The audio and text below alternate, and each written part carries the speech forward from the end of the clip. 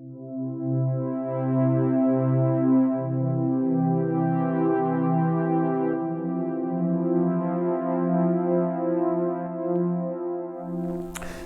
some thoughts for today, the fourth Sunday of Advent. Just imagine for a moment this situation. Gabriel has been down to Nazareth in Galilee to speak to a young lady called Mary and has come back to God.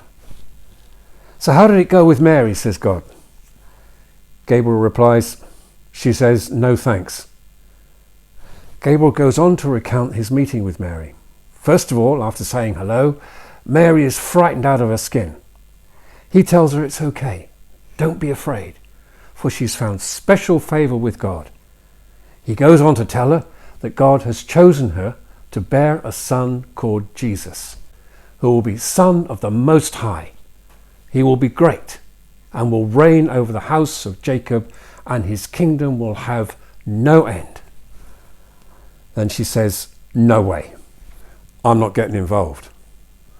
She says she has her own plans, and being part of this plan is not one of them. No thanks, she says. Just imagine.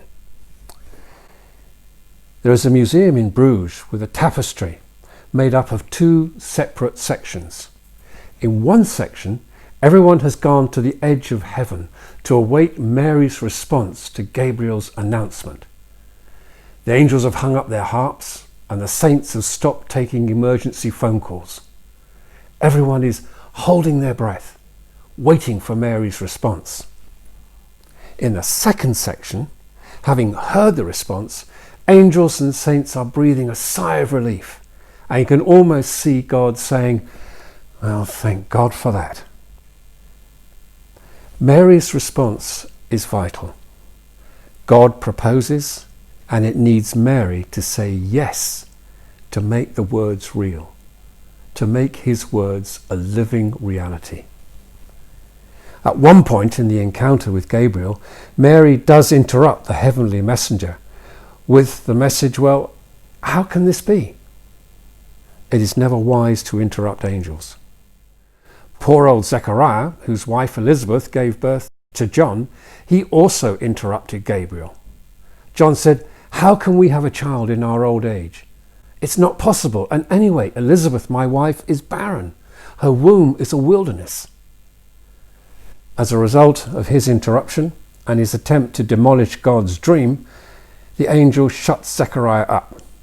He was dumb for 9 months and only regained his speech after his son John was born.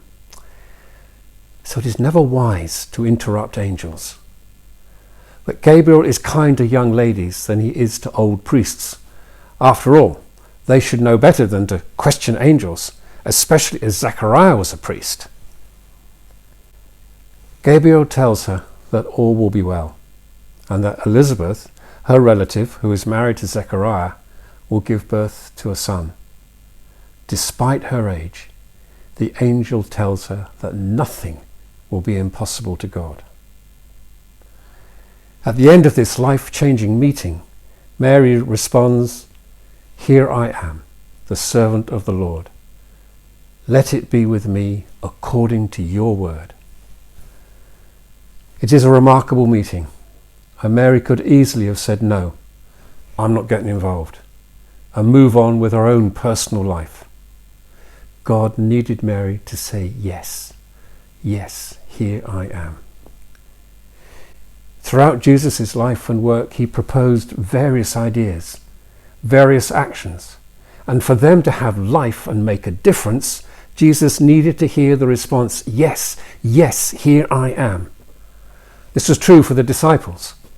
Jesus proposed the action, follow me, and they said yes. He proposed new life for those who felt abandoned, hated and diseased, and they said yes, yes, here I am. As a result, their stories were changed. They experienced acceptance, healing, forgiveness, and love. God still continues to propose. Everyone goes to the edge of heaven waiting for our response. It is easy to say, surely God would not want me. What can I do? It would be easy to say no. I'm not getting involved. I've got things to do, places to go. Not me. Yet God proposes and waits for us to say, yes, Lord, here I am. He needs you and me to say yes, to make his words, his love, his forgiveness, his compassion, his new life a living reality in the hearts and lives of those around us. God proposes. Heaven holds its breath, waiting for us to say, yes, Lord, here I am. Keep well, keep safe, and God bless you this Christmas.